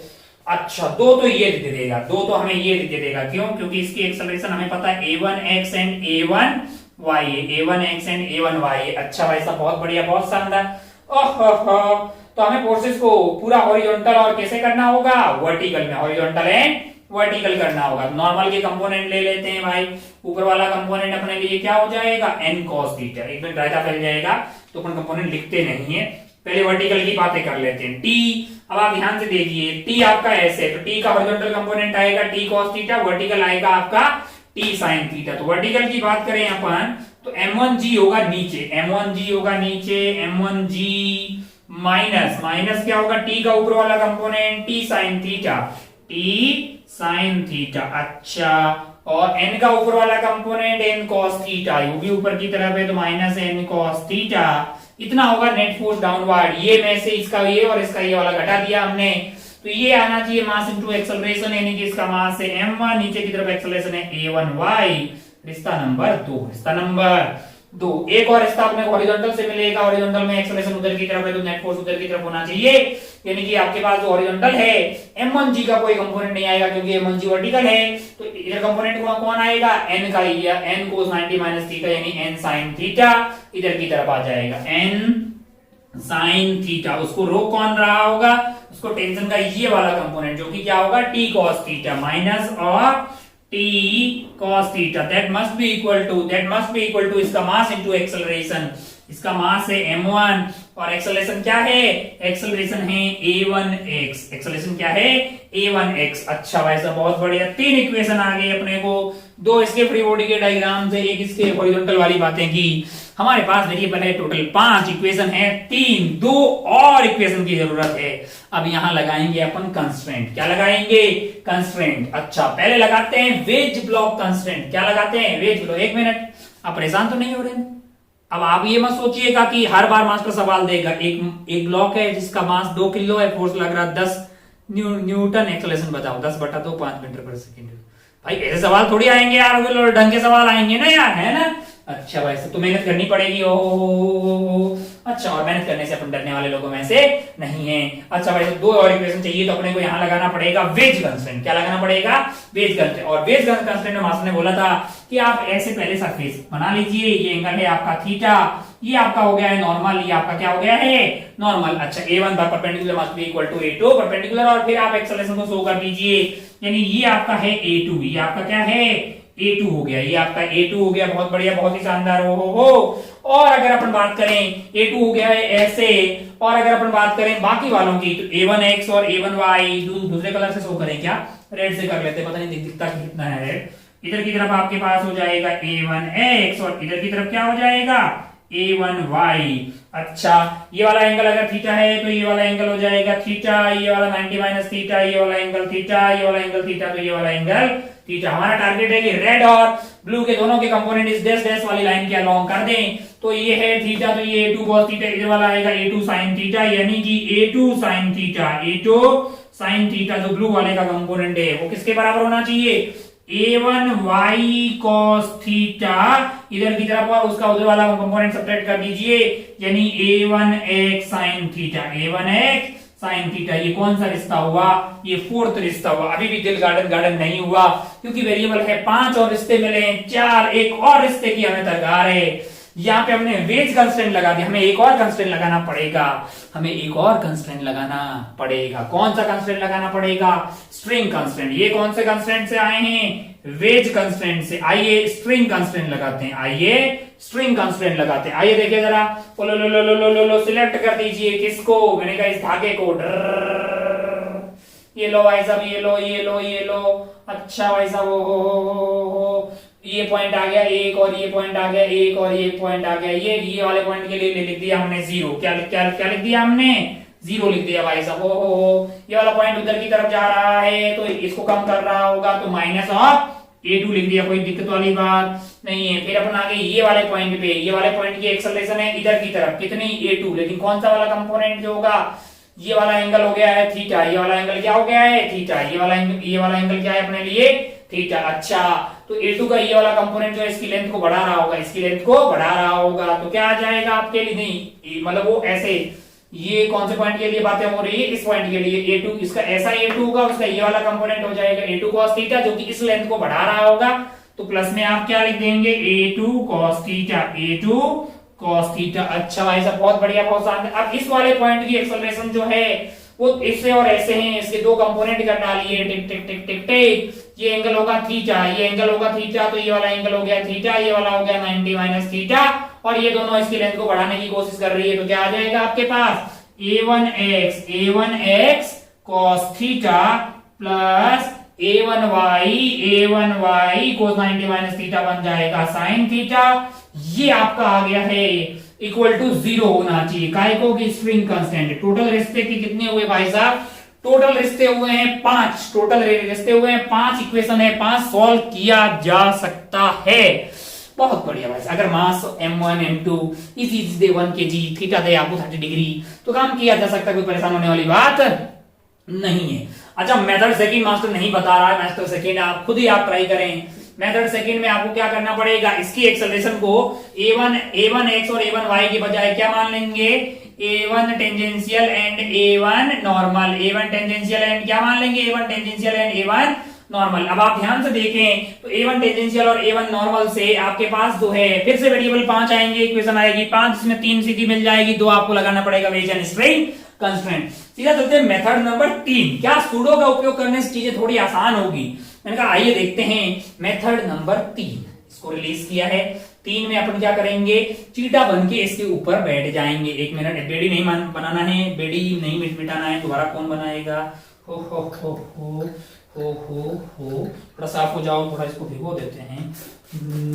कपड़ा भी यार जब भाव खा रहा है। टाइम भी हो गया लग रहा है आज का। चलिए इस सवाल को तो खत्म कर ही देते हैं। हाँ, ये हो गया। कुछ में मिट गया क्या? मिट गया, देख लेंगे उसको, ठीक है। अब जरा ध्यान से देखिए, मेथड 3 में क्या कर रहा हूं मैं? चीटा बन के इसके ऊपर बैठ जा रहा हूं, है कि नहीं यार? अच्छा भाई सब बहुत बढ़िया, बहुत शानदार। हो रिलीज कर दिया। इसका एक्सेलरेशन इधर है, इसका पेड़ी ठीक कर देते हैं। इसके ऊपर इधर की तरफ क्या लग रहा होगा? T लग रहा होगा। बहुत बढ़िया, बहुत शानदार। फिर ये M2G है इसका, खैर ये ठीक है, ये हो गया। अब अगर आप ध्यान से देखें तो हमने इसकी एक्सेलरेशन तो A2 है, इसमें कोई दिक्कत वाली बात नहीं। चीटा बन के यहाँ पे बैठ गए तो हमें दिखाई देगा कि ये इधर की तरफ जा रहा होगा।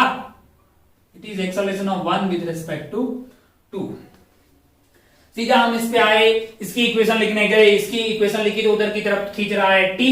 अच्छा, और धक्का कौन दे रहा है? n sin theta, n sin theta. और रोकने की कोशिश कौन कर रहा है? ये वाला T का component T cos theta, T cos theta that is equal to M2A2। रिश्ता नंबर 1 मिल गया। इस बार हमारे पास वेरिएबल्स हैं, इस बार हमारे पास वेरिएबल्स है नॉर्मल, टेंशन, मतलब 5 और A2 और A12, यानी एक वेरिएबल कम हो गया है। थोड़ा सस्ता और फायदे का सौदा में होता हुआ दिखाई दे रहा है, क्योंकि हमारे पास वेरिएबल्स अब हो गए हैं 1, 2 और 3 और 4 वेरिएबल हो गए। तो हमें कितनी इक्वेशन की जरूरत पड़ेगी? 4। पिछली बार कितने की जरूरत पड़ेगी? 5। चलिए देखिए जरा, तो पहला मिल गया है, 4 में से 3 और की जरूरत है। 2 तो हमें ये दे देगा, नहीं 1, 2 दे देगा। क्यों?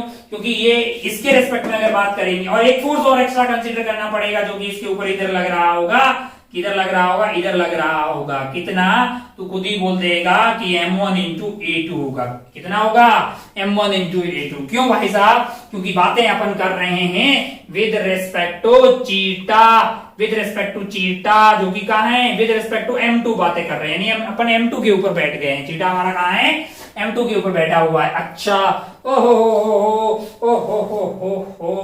आइए बातें करते हैं। फिर अपन ध्यान जानते हैं कि इस डायरेक्शन में अब क्या लगेगा, इस डायरेक्शन में इक्विलिब्रियम है, यानी ये फोर्स और ये फोर्स क्या होगा, बराबर। क्या लगेगा, इक्विलिब्रियम। और इस डायरेक्शन में क्या लगेगा, F is equal to ma, F is equal to ma लगेगा। अच्छा भाई साहब, बहुत बढ़िया, बहुत ही शानदार। हो अब अगर आप ध्यान से देखें तो हम फोर्सेस के कंपोनेंट कर रहे हैं हमारे पास, टिक टिक टिक टिक टिक टिक टिक। हम चाहते हैं कि फोर्स इस वाले कंपोनेंट और ये वाले कंपोनेंट बराबर कर देते हैं। तो इधर आपके पास हुआ नॉर्मल, क्या हो गया है, नॉर्मल हो गया है। अच्छा, कंपोनेंट सही कर लेते हैं, कहीं जल्दीबाजी में कोई घोटाला ना कर दें। m1 ऊपर है और इसका एक ऊपर वाला कंपोनेंट क्या आ जाएगा, m1a2, m1a2 cos 90 minus theta बन जाएगा sin थीटा। अच्छा, ओहो, और t का एक कंपोनेंट जो ऊपर आएगा वो आपका हो जाएगा, t आपका ऐसा है, कैसा है, अलोंग द इंक्लाइन प्लेन है, अलोंग द इंक्लाइन प्लेन है, तो उसका परपेंडिकुलर में कोई कंपोनेंट आने वाला नहीं है। t आपका इस डायरेक्शन में है, अलोंग द इंक्लाइन प्लेन, तो कंपोनेंट आएंगे सिर्फ इसका और इसका। इसका कंपोनेंट हमने कर दिया m1a2 sin थीटा, और इसका कंपोनेंट क्या आ जाएगा, m1g cos theta. m1g cos theta subtract हो जाएगा, m1g cos theta that is equal, ये जो है। अच्छा, अगर आप ध्यान से देखें तो ये जो है ऊपर वाला कंपोनेंट नीचे वाले के बराबर होना चाहिए, यानी कि n और इसका ये वाला component must be equal to equilibrium है इस डायरेक्शन में, m1g cos theta, m1g cos theta. ये रिश्ता नंबर 2 आ गया। आइए देखते हैं रिश्ता नंबर 3, इस डायरेक्शन में n का उधर कोई कंपोनेंट नहीं आएगा, किसका कंपोनेंट आएगा, इसका आएगा, इसका आएगा, और ये है कितने वाले कंपोनेंट हो जाएंगे आपके पास, m1a2 है ना, ये एंगल होगा थीटा, ये वाला एंगल क्या होगा, थीटा, तो क्या आ जाएगा, cos थीटा। अच्छा, इसका काम हो गया भाई साहब, और इसका क्या आ जाएगा, m1g sin theta along the inclined plane, और सब्ट्रैक्ट उसमें से हो जाएगा t, क्या हो जाएगा, t that is equal to mass into acceleration. मास इसका है m1, मास इसका क्या है, m1, और एक्सेलरेशन है 1/3। कितने इक्वेशन हुए भाई साहब, 3, लेकिन हमारे पास वेरिएबल क्या है, 4 है। हमारे पास वेरिएबल क्या है, 4 है, तो हमें एक और इक्वेशन की जरूरत पड़ेगी, वो अपन लिख लेते हैं स्ट्रिंग कंस्ट्रेंट से। कहां से, स्ट्रिंग कंस्ट्रेंट से। और इस बार आसान होगा स्ट्रिंग कंस्ट्रेंट, क्योंकि अगर आप चीटा बन के यहाँ पे बैठे हुए हैं, चीटा बन के यहाँ पे बैठे हुए हैं, तो आपको ये जीरो बस ये दीवार सामने से आती हुई दिखाई देगी A2 से। इस वाले पॉइंट के लिए बोलिए भाई साहब, इस वाले पॉइंट के लिए अगर ये A2 से सामने आ रही है तो ये वाली लेंथ कम हो रही होगी, यानी -A2, ये वाले पॉइंट के लिए 0, ये वाले पॉइंट के लिए 0, यानी 0 काइको की चीटा के ऐसे में बातें हो रही है, और ये ऐसे जा रहा है A12 से, तो ये वाली लेंथ को बढ़ा रहा होगा इसके रेस्पेक्ट में, तो आप प्लस का लिख देंगे A12 इज इक्वल टू 0, तो यहां से आया A2 is equal to A12। ये आपका रिश्ता नंबर क्या होगा, ये आपका होगा रिश्ता नंबर 4। अब आप ध्यान से देखिए, तो 4 इक्वेशन है, 4 वेरिएबल है, आराम से इसको सॉल्व किया जा सकता है। हमको लगता है कि हमने 1 घंटे की लिमिट को एक्सीड कर दिया है, लेकिन दोनों ही सवाल जो थे मतलब बहुत बेहतरीन हैं, बहुत अच्छे से उसको समझिएगा, और इस तरह के तमाम जो सवाल है उसको आप सॉल्व कीजिए, फिर धीरे धीरे सॉल्व करते रहिए। बुकलेट वगैरह, होमवर्क वगैरह सॉल्व करना बहुत ज्यादा जरूरी है, वगैरह उसके काम चलने वाला नहीं। आप चीजें समझते हैं, लेकिन रियलिटी में उसको अप्लाई करना तभी हो पाता है जब आप होमवर्क करते हैं। फिजिक्स को आप सवालों से ही सीखते हैं, जैसे जैसे सवाल सॉल्व करते जाते हैं वैसे वैसे आपका कॉन्सेप्ट जो है उतना ही स्ट्रांग होता हुआ दिखाई देता है, और आपको एक कॉन्फिडेंस आता हुआ दिखाई पड़ेगा। अच्छा भाई साहब, बहुत बढ़िया, बहुत ही शानदार। फिर अपन क्या करते हैं कि लिफ्ट वेफ्ट वाले सवाल, लिफ्ट को ऊपर उड़ाना, ये वो चलना, और स्प्रिंग वगैरह सवाल, वेइंग मशीन, अभी हमने कोई भी वेट नहीं किया है, तो इस तरह की तमाम काटने पीटने वाले सवाल, कट करना, स्प्रिंग वगैरह का अपन जो है आगे आने वाले लेक्चर्स में बात करते हैं। आज का खेला को अपन फिर यहाँ पे मतलब जो है डिक्लेयर करते हैं, समाप्त करते हैं, क्योंकि हो गया है टाइम। आप अपना और अपने पढ़ाई का खूब ख्याल रखिएगा, हंसते रहिए, मुस्कुराते रहिए, और मतलब जो है जय हिंद, जय भारत, टेक केयर, बाय।